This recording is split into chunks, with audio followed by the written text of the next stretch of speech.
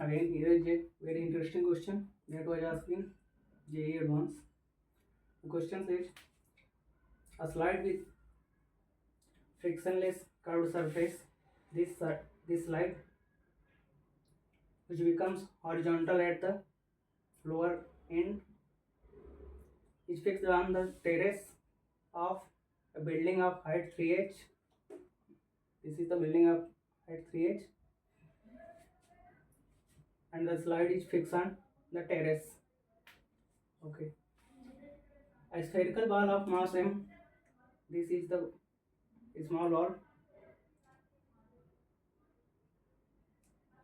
of mass m is released on the slide from rest at height small h from top of the terrace.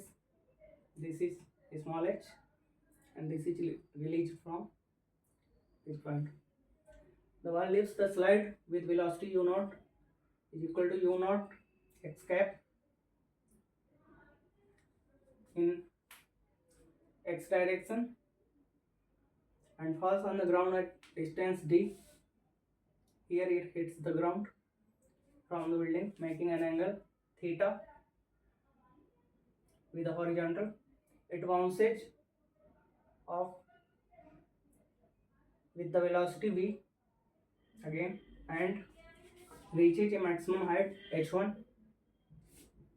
The acceleration due to gravity is g, and coefficient of restitution of ground is 1 by root 3. Which of the following is correct? Here 4 statements are given here. Now let us discuss all the 4 one by one. First of all, this value u naught. So here it starts from point A and leaves at point B. So if we take the reference at B, the potential energy of ball at point A will be equal to kinetic energy at point P. That is, potential energy will be mgh is equal to kinetic energy at point B half m u naught square. So cancel out. U naught will be equal to root 2gh. Hence u naught, vector u naught will be root 2gh I cap, or we can say this is equal to root 2gh x cap u naught. And this was the first statement. So statement 1a is correct. This is correct. Now let us discuss angle theta. The ball hits the ground with velocity v1. What will be the value of velocity v1? v1 will be equal to v1 x I cap plus v1 y j cap. What will be the value of v1x? See, the ball is moving under gravity throughout the motion, so the x component of velocity will never get affected. Only y component of the velocity will be affected by g. So horizontal component u naught x cap, this is equal to root 2gh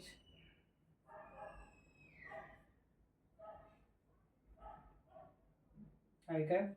This will remain constant throughout the motion. We have to find v1y. What will be the v1y? v1y. Wait. We are given with height 3h. Here vertical component of velocity at this point is 0. There is only x component. So ball starts from 0 u, and after covering 3h height, it hits the ground. So v square will be equal to 0 plus 2g h, value of h 3h. From here v1 y will be equal to root 2g into 3h.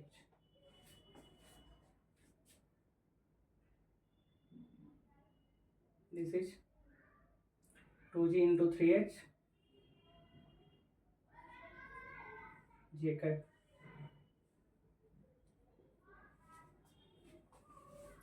Okay. So what will be the value of theta? If this is theta, tan theta will be equal to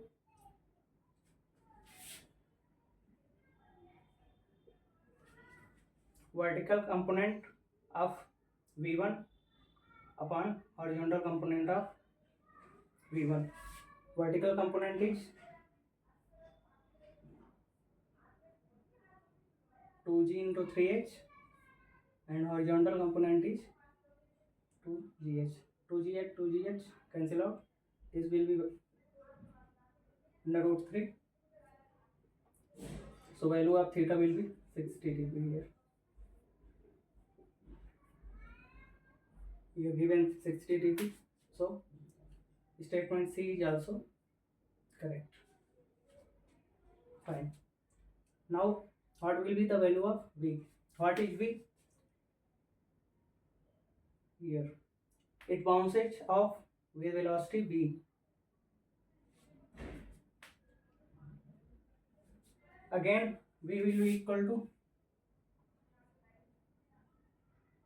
vx I cap plus vy j cap.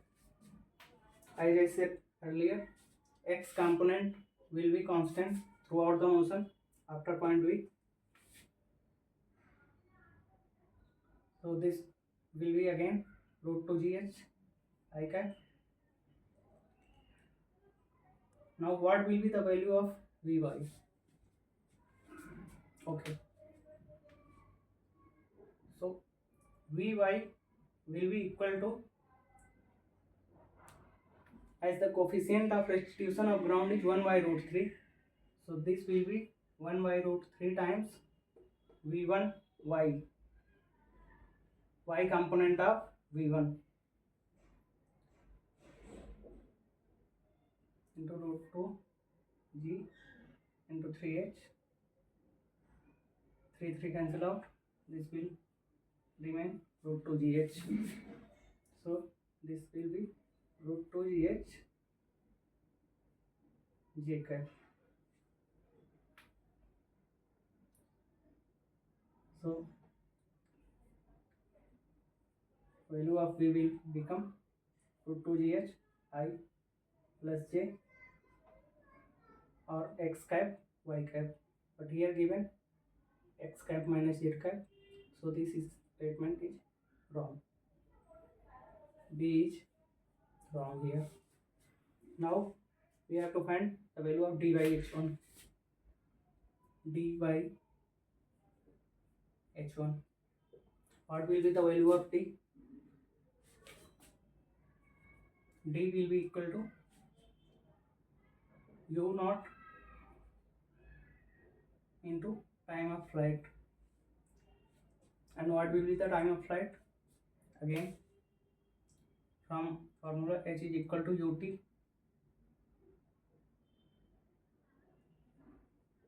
plus half ct square.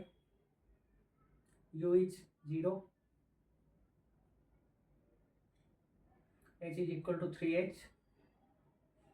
This is the height it starts from 0, vertical component is 0 at the point B,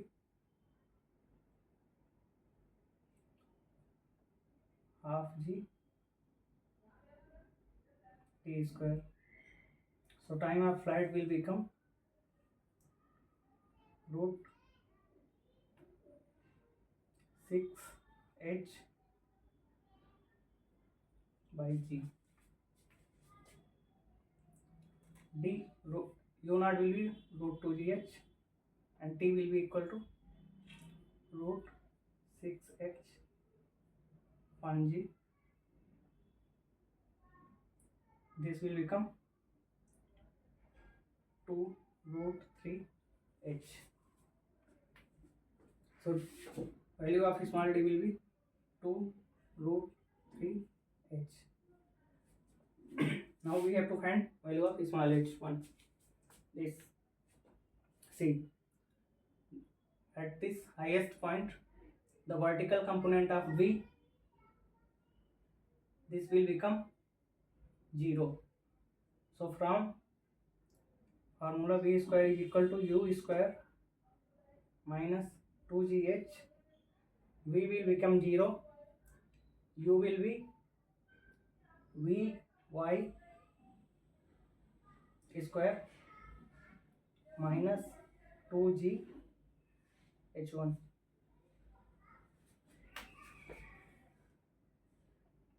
So h1 will be equal to vy square upon 2g.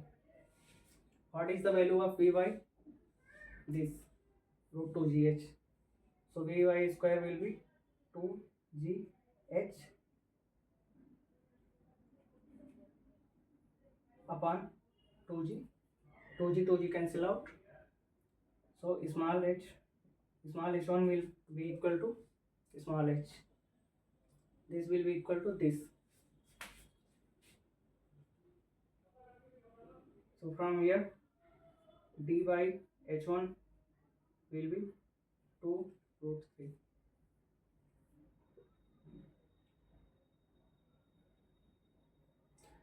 dy h1 is equal to 2 root 3. So this statement is also correct. D is also correct. So answer will be A, C and D are correct, but B is not.